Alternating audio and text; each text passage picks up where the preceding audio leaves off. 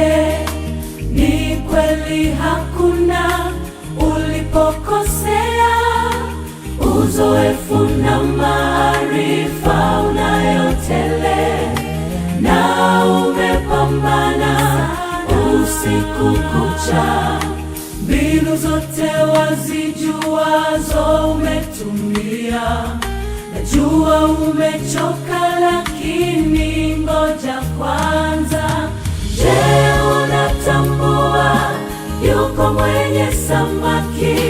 Ulijali kusikiliza maagizo yake asipokuwa chomboni?